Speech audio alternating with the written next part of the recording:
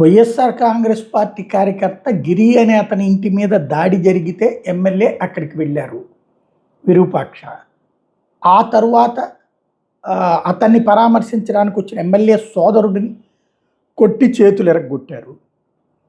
ఆ తర్వాత ఎమ్మెల్యే వస్తే ఆ ఎమ్మెల్యే వచ్చి తెలుగుదేశం వాళ్ళ మీద దాడులు చేయించాడు, తెలుగుదేశం వాళ్ళ వాహనాలు ధ్వంసం చేయించాడు అన్నది ఇప్పుడు తెలుగుదేశంకి సంబంధించిన వైకుంఠం జ్యోతి ఇన్ఛార్జి చెప్పేటటువంటి మాట. ఈ కారణంగా ఆ రాజకీయాల మీద ఇచ్చిన కంప్లైంట్కే పోలీసులు అరెస్ట్ చేశారు అన్నటువంటి. దాడి జరిగిన వైసీపీ కార్యకర్తకి సంబంధించిన కంప్లైంట్ ఇస్తే తీసుకోవాలా, తెలుగుదేశం వాళ్ళు ఎవరిని అరెస్ట్ చేయాల.